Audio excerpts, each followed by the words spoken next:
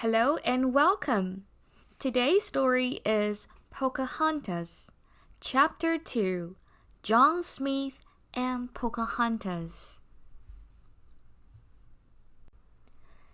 There were a lot of Indian villages in Virginia, and every village had its chief. But there was only one king. That was Powhatan, and he was the king of all the Algonquin Indians. "Tell me about these white men," Powhatan said to his brother, Opechancanough. "They are living in my country and killing my people. I want to see one of them." Powhatan's daughter, Pocahontas, heard this. She was 13 years old. "What are white men, father?" she asked.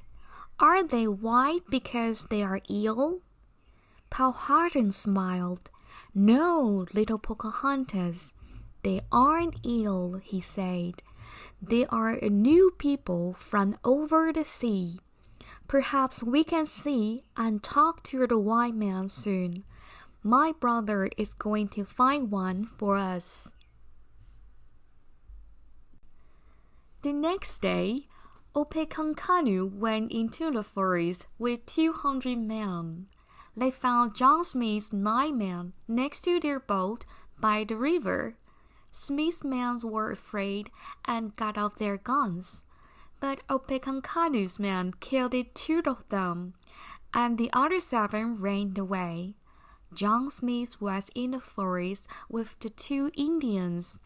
When they heard the noise, they ran back to the boat and saw 200 men with bows and arrows. Then an arrow hit Smith's leg. He quickly took out his gun and put a friendly Indian in front of his body. "What do you want?" he asked. "Don't come near me." "King Powhatan wants to see you," said Opechancanough. "Give me your gun." "No," Smith said at first, but there were 200 Indians, and he was one man. So he gave them his gun and went with Opechancanough to Werowocomoco, the village of King Powhatan. In the village, everyone came out to see the Englishman. Pocahontas looked at Smith carefully. He was very interesting. He was not very tall, and he had hair on his face. Indian men had no hair on their faces, and his eyes were blue. All the men in her village had brown eyes. She looked at Smith's blue eyes for a long time. They were beautiful, the color of the sky. Smith smiled at the little girl and closed one of his eyes for a second. Pocahontas laughed, and then she smiled back at him. "Why are you in my country, white man?" Powhatan asked. "Where do you come from? Who is your king?"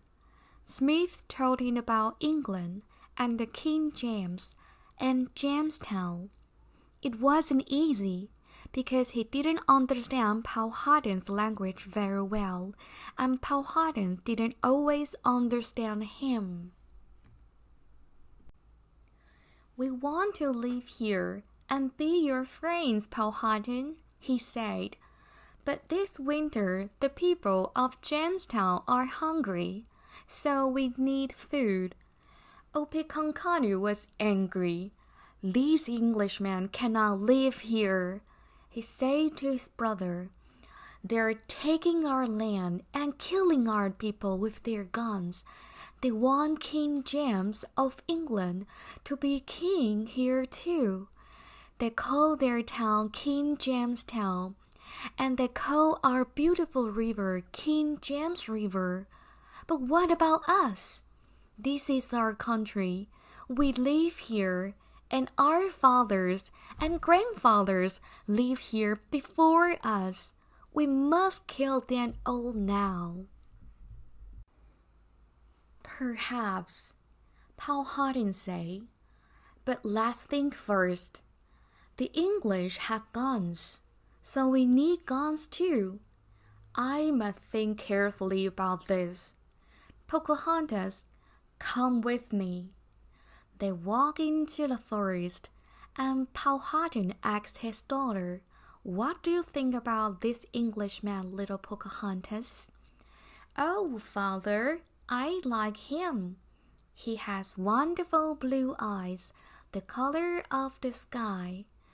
My brothers want to kill him, but I want to know more about this Englishman first, and you can help me.